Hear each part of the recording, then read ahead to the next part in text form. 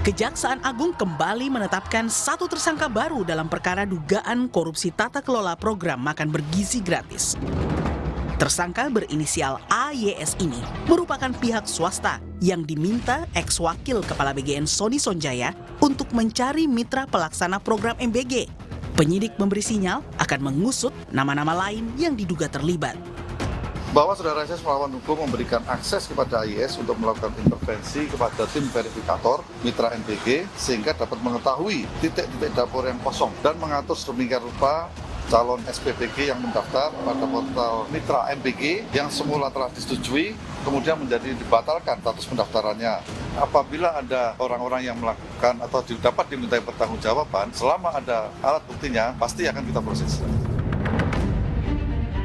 Bola liar lebih dulu dilempar oleh ex-kepala BGN Sony Sonjaya. Kuasa hukum Sony, Krisnamurti, menyebut kliennya siap menjadi justice collaborator yang akan membongkar dugaan keterlibatan puluhan nama dan tokoh di pusaran kasus korupsi MBG. Yang keseluruhan ada 26 nama. Itu yang benar, yang telah diberikan kepada penyidik oleh klien kami. Jadi ada, nah yang lainnya nanti biarkan berkembang dengan sendirinya lah oleh penyidik. Kemudian harapan saya justice kolaborator yang kita ajukan kemarin kepada penyidik dapat dikabulkan.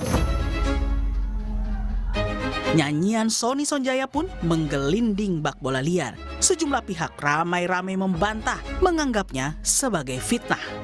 Kalau ada yang menemukan dapurnya Pak Dudung, saya kasih hadiah. Karena itu, frasa dua orang kolonel usulan AHY, jika yang dimaksud menyangkut Agus Harimurti Yudhoyono, maka hal tersebut dapat dipastikan sebagai fitnah dan sama sekali tidak mengandung kebenaran. Ketua KPK Fitro Rohcahyanto turut membantah. Saya tidak kenal secara personal dengan Sony dan saya tidak pernah komunikasi untuk minta titik dapur, apalagi membeli titik, karena saya tidak bisnis dapur, kata Fitro. Pengamat menilai tata kelola program MBG minim pengawasan. Akibatnya, proyek berskala nasional berbiaya besar ini potensial jadi masalah sistemik dan struktural. Presiden yang membuat sendiri desain, struktur, sistem yang memungkinkan orang sangat terbuka melakukan tindakan yang kayak begini gitu loh. Ini desainnya sebenarnya udah salah, ya kan? Caranya udah salah gitu, strukturnya udah salah, badannya udah salah. Tidak ada pengawasan yang sangat ketat, iya struktural dan bisa berimplikasi kepada sistemik. Sebelumnya, Kejaksaan Agung menetapkan 3 ex-pimpinan Badan Gizi Nasional sebagai tersangka dugaan korupsi MBG, termasuk Sony Sonjaya. Penyidik menduga ketiganya terlibat penunjukan yayasan terafiliasi sebagai SPPG penerima insentif miliaran rupiah, serta dugaan penggelembungan sejumlah proyek pengadaan barang.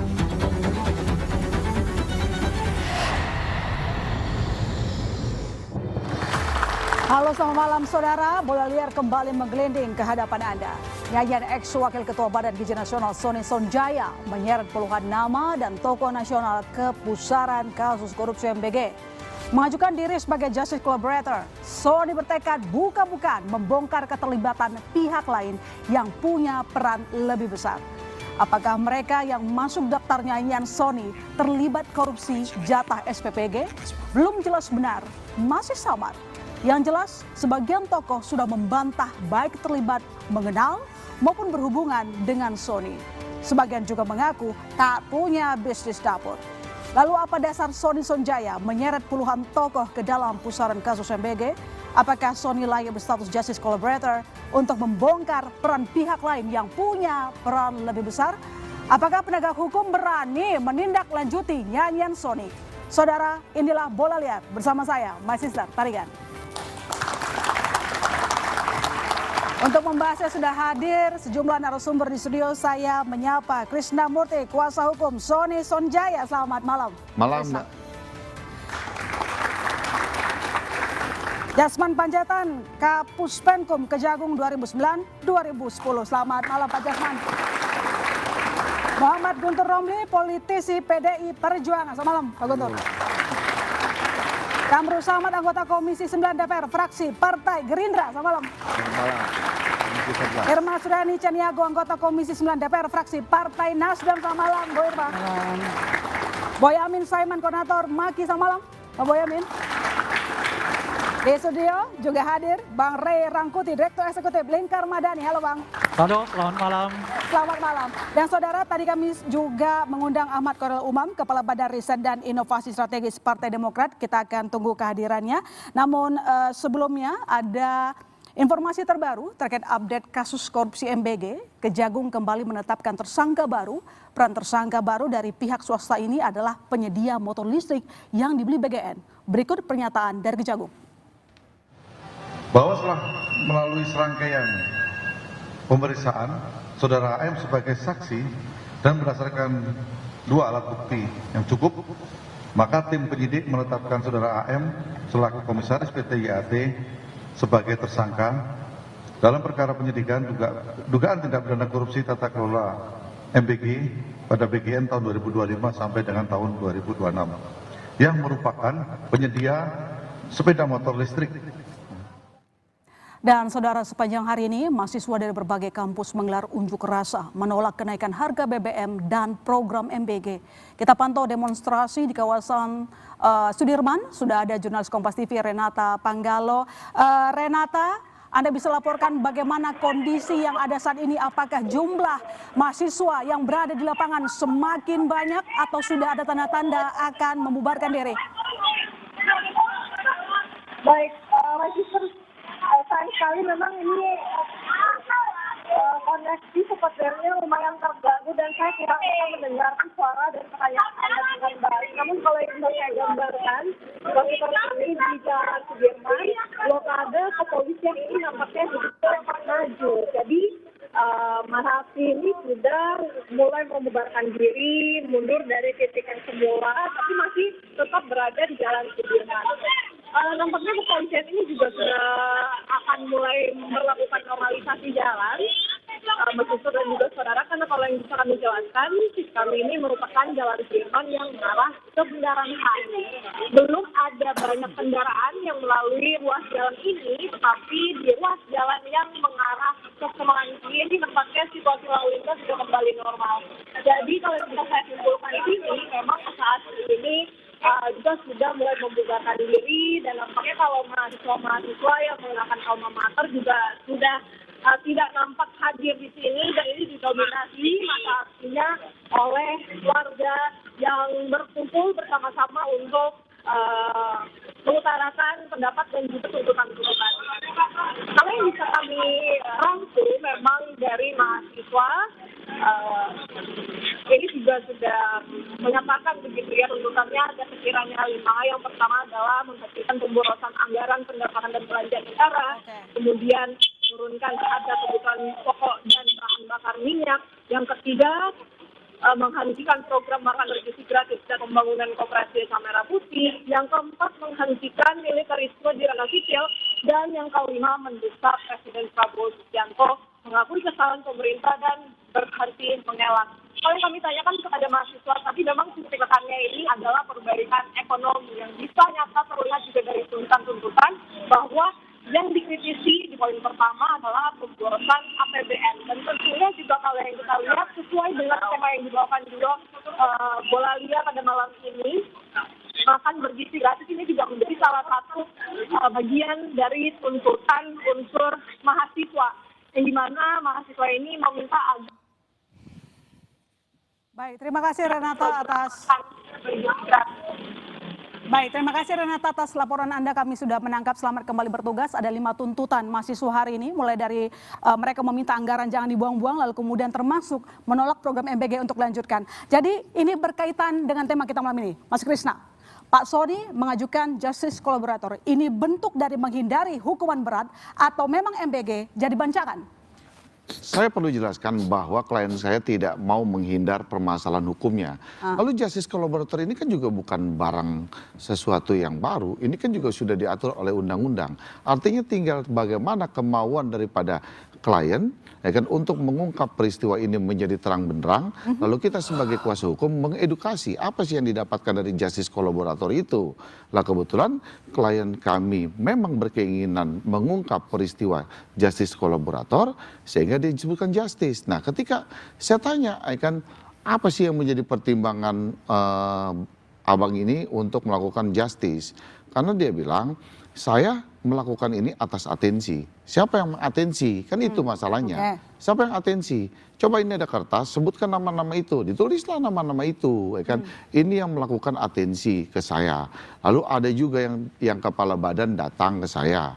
Ya kan? Dia memberitahukan, Pak Sony, ini tolong ya titiknya di-on-kan, dibirukan. Kemudian, ya kan, ini punyanya si ini, katanya klien saya, disampaikan ke saya. Oke, dia teruskan, ada juga yang datang. Nah, sebenarnya permasalahannya di sini, siapapun yang datang juga nggak masalah ketika dia minta, kan itu. Karena dia datang juga bukan tong kosong, artinya dia datang membawa sebuah persyaratan. Ya kan, persyaratan mekanismenya apa? Ada yayasan, ada itu, ada perlengkapannya. Sehingga bisa masuk di dalam sistem aplikasi yang dimiliki oleh MBG yang dikelola itu waktu oleh klien kami dan Kabadan, gitulah. Kemudian makanya saya bilang ini kan ada dua klaster dulu yang harus kita jelaskan. Apa sih yang disangkakan, dituduhkan kepada klien kita? Pertama adalah pengadaan jasa, barang dan jasa, ya kan, terkait pengadaan motor, lalu iPad dan lainnya, ya kan gitu. Itu perlu kita sampaikan di sini bahwa klien saya tidak pada tupoksi itu.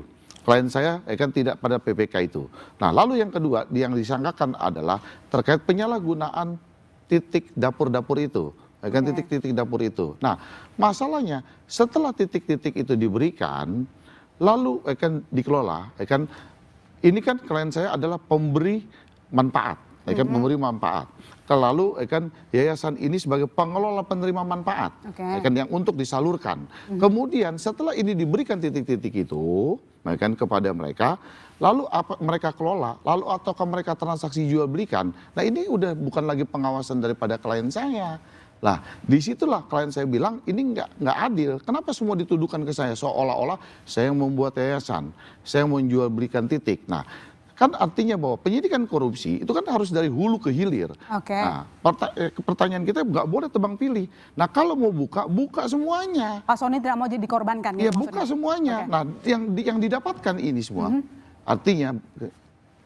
Jadi dari jejak digital yang disampaikan oleh Pak Sony, seberapa ataupun dari catatan digital yang dimiliki oleh Pak Sony, seberapa yakin Anda dengan klien Anda ini akan membuka aktor yang lebih besar dalam kasus ini? Saya tanya, kan Bang apa buktinya Abang kalau orang ini mengatensi Abang, orang ini apa dan sebagainya. Semua ada di chat saya, di handphone saya yang saat ini disita oleh penyidik. Semuanya ada. Bapak ini datang, Bapak ini mintanya begini, komunikasinya begini. Semua ada di handphone itu. Makanya kemarin kami sampaikan kepada penyidik agar chat-chat itu masukkan di dalam berkas perkara.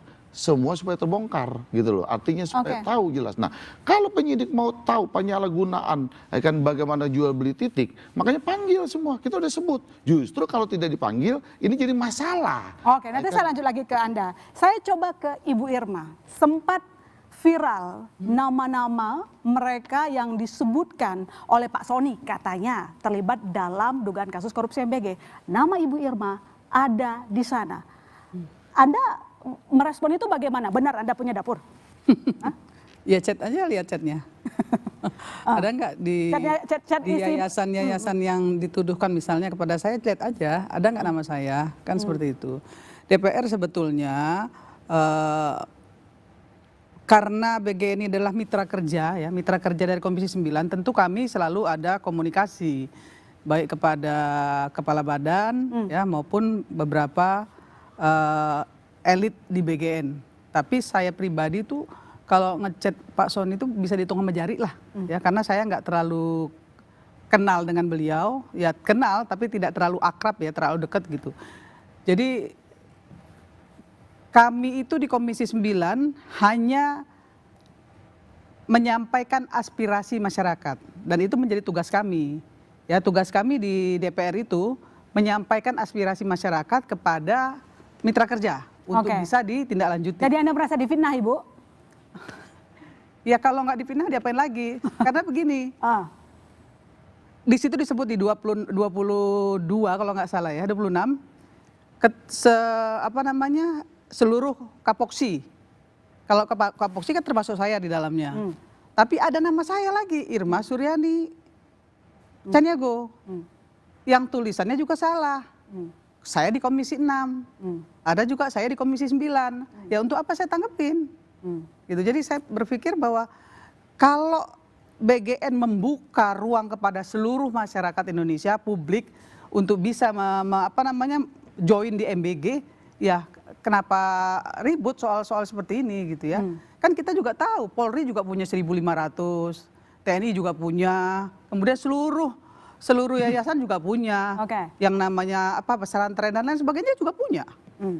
Tapi masalahnya kan di titik itu, penjualan titik itu yang menjadi fokus sebetulnya. Jangan mengaburkan masalah gitu. Jangan mengaburkan masalah. Jangan mengaburkan Saya masalah. nanti follow up lagi ke Bu Irma. Saya ke Kak Krisna kalau begitu. Sebenarnya nama Ibu Irma ada disebutin nggak sama Pak Sony? Saya tahu nama-nama itu, tapi saya belum mau ungkap di publik saat ini. Dari Artinya 26 nama yang disampaikan oleh Pak Sony, ada yang sama masuk dalam daftar? Ada yang sama, ada yang salah. Oh, ada yang sama, ada yang enggak? Ada yang sama, ada yang salah. Nama Ibu Irma? Saya tidak menyebut saat ini. Kan iya, saya tidak menyebut saat ini. Tidak disebut saat ini. Oke, baik. Saya ke Pak Boyamin.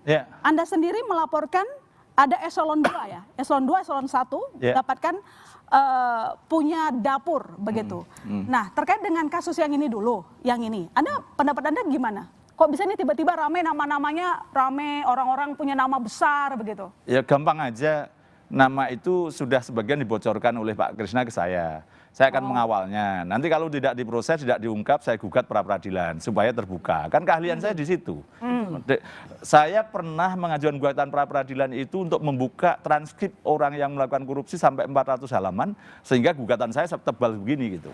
Nah, dan itu bisa diunduh di websitenya pengadilan negeri gitu, bahwa bagaimana bentuk cara saya mengungkap dengan cara-cara yang proses hukum dan tidak bisa digugat pencemaran nama baik, karena itu memang sidang terbuka untuk umum dan dibuktikan, dan saya masukkan dalam gugatan. Dan nanti kalau dari nama-nama yang ada dari Pak Sony yang melalui Pak Krisnamurti gitu, kalau tidak diungkap, tidak dipanggil, saya akan memantau dan akan saya gugat pengadilan biar kebuka. Bagaimana memastikan nama-nama yang disebutkan oleh Pak Sony jangan sampai asal tuduh, atau sebenarnya memang itu benar adanya? Ya kan dasarnya dari chatting yang di handphone. Handphonenya ada di? Sudah disita oleh Kejaksaan Agung, sudah diunduh, dan nanti itu kan terbuka untuk lawyernya juga. Sekarang itu lawyer kan KUHAP baru lebih berperanan banyak, sehingga bisa mengendorse untuk ini tidak disembunyikan dan lain sebagainya. Ya tinggal kolaborasi saya dengan Pak Krisnamurti aja, dan juga sebenarnya kolaborasi juga dengan penyidik Kejaksaan Agung, misalnya dalam pelaporan atau tambahan data motor listrik. Misalnya begitu, itu saya kawal betul karena saya memang yang punya materinya, bahwa harganya hanya 28 juta. Itu sudah termasuk operasional, termasuk pajak, termasuk keuntungan. Tapi nyatanya dibeli atau dibayar dengan 42 juta. Nah itu kan kalau tidak diungkap, sudah saya kemarin sampaikan, awas loh ya, kalau tidak diproses saya gugat pra peradilan. Alhamdulillah hari ini diproses meskipun yang dianggap pemilik, tapi yang direkturnya yang peran mulai 2017 didirikan perusahaan itu belum jadikan tersangka, ya kita kawal, nanti kita lihat gitu. Nah kalau yang setara eselon, istilah saya gitu. Baik. Yang itu kira-kira fungsinya pengawasan. Mestinya baik. dia tidak konflik kepentingan, itu sekitar 20-an. Eselon 2 yang harusnya dia malah ngurusi yang pinggir-pinggiran segala macam, tapi malah diduga terafiliasi dengan sekitar 100-an. Gitu. Baik, nanti saya lanjut lagi ke Anda. Saya ke Pak Jasman. Pak Jasman, apakah 26 nama yang disampaikan oleh Pak Sony itu bisa menjadi bahan materi dijadikan oleh penyidik untuk pengembangan kasus? Maaf ya, saya mau luruskan dulu. Saya ini bukan hanya Kapuspen, mantan Kapuspen, saya direktur penyidikan. Jadi pas ini, yuk. Ini Pak Sarif, Pak Febri itu adalah tim saya waktu saya direktur penyidikan. Jadi kalau Mas melihat ini, ya kita uji dulu apa yang disampaikan oleh Pak Krisna, ya sebagai alasan-alasannya itu apa? Kita lihat, kita uji dulu. Loh, sebenarnya nggak perlu kan dia harus sekarang ngomong gitu. Kenapa nggak dari kemarin-kemarin dia ngomong seperti itu? Kenapa dia sekarang nggak ngomong bahwa ini? Waktu dia masih di situ, kenapa dia nggak ngomong? Bahwa ini salah Pak, ini. Dia kan ahli hukum, aparat penegak hukum. Itu harusnya. Jadi menurut Anda motif Pak Sony apa? Hah? Jadi menurut Anda alasan Pak Sony ingin membongkar nama-nama itu apa? Enggak. Ya untuk meramaikan aja itu. Meramaikan aja. Bukan untuk membuktikan kebenaran. Maksud saya silakan aja nanti dilihat oleh nanti akan diteliti oleh tim. Ini tim lagi berjalan, lagi berlangsung. Nanti tim yang membuka itu nanti. Dan apakah ini bisa layak dijadikan GC? Belum tentu juga. Belum tentu. Tapi meski katanya ada nama besar ya. Ya artinya gini, bahwa klien saya terkait menyangkut masalah gizi bukannya sekarang. Dari dia menjabat pun juga dia sudah melakukan bersih-bersih. Artinya apa? Ketika ada orang yang melakukan jual beli titik, dia mendapatkan laporan, ditindaklanjuti kok laporan itu. Ada di Jawa Barat ditangkap. Tapi yang sekarang memang ada nama besar. Sebagai salah satu syarat justice collaborator itu harus menyimpan nama yang lebih besar. Dia bukan tokoh utama. Nah itu disampaikan oleh Pak Krisna. Gimana, Pak Jasman? Yang mana? Gimana ini yang disampaikan tadi? Anda kan mengatakan belum tentu diterima statusnya justice collaborator dari... Maksud saya mengatakan belum tentu diterima sebagai justice collaborator. Karena justice collaborator itu secara perundang-undangan harus bukan pelaku utama. Pertanyaannya, sekarang buktikan aja bahwa dia bukan pelaku utama. Udah, nggak ada masalah. Oke, baik. Coba saya ke Bang Rey. Melihat kasus ini, Pak Sony mau buka-bukaan. Apa yang Anda highlight dari kasus ini? Menurut saya bagus. Itu harus dilakukan kan. Karena sejak dari awal kan saya kira seminggu yang lalu ya kita di sini saya menyampaikan bahwa kalau dilihat polanya ini pola yang dirancang sedemikian rupa untuk memudahkan orang melakukan tindak pidana. Karena ada pengawasan, uang begitu besar, aturan hukum tidak jelas mengatur BGN dan seterusnya gitu. Nah bahwa 3 orang ini kemudian ditetapkan sebagai tersangka menurut saya gitu ya mereka kan istilah saya korban juga dari sistem yang dibuat sedemikian rupa ini gitu. Nah korban dari siapa? Nah inilah salah satunya kan. Itu satu tuh. Nah yang kedua kalau kita review lagi nih ya hasil dari investigasi katakanlah atau survei yang dilakukan ICW kan yang banyak sekali mendapatkan kebagian titik SPPG itu kan banyak yang berhubungan dengan partai politik. Entah itu anggota dewan, entah itu anggota pengurus partai ini dan seterusnya dan sebagainya gitu. Nah kalau lagi-lagi ya kalau misalnya dilakukan secara objektif, tentu saja pertanyaannya adalah kenapa begitu banyak kepada para politisi nih? Itu kan pertanyaannya tuh, baik di tingkat lokal, ya khususnya ya di tingkat lokal tuh maupun mungkin nama-nama yang disebutkan gitu. Nah bagi saya persoalannya bukan pada aspek Pak Sony mau justice collaborator ya, tetapi mungkinkah itu akan berlanjut? Itu mungkin pertanyaannya kan gitu. Anda menyaksikan Kejagung? Bukan Kejagung sih, tapi kalau dilihat dari kultur pemberantasan korupsi kita belum sejauh itu. Kan di KPK mungkin. Jadi Anda setuju disampaikan Pak Jasman tadi ini cuma rame-rame doang? Bukan soal rame-rame. Jadi yang saya mau katakan begini, boleh jadi banyak orang yang sebetulnya ingin menjadi justice collaborator. Tapi mereka mungkin juga melihat bahwa kultur penegakan hukum kita belum sampai ke arah sana. Umumnya itu 1-2 orang ditangkap selesai gitu. Nah yang 1-2 orang ini ditangkap kemudian menyeret nama orang lain, ya orang gak terlalu peduli lagi gitu loh. Nah makanya ini penting memang kita kawal bersama-sama. Kalau ini kejadian, bagus nih.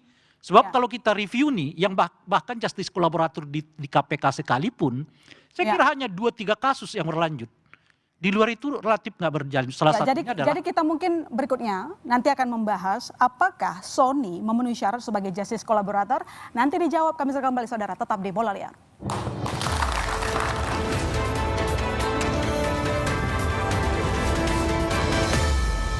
Ajukan diri sebagai Justice Collaborator, ex-wakil kepala BGN Sony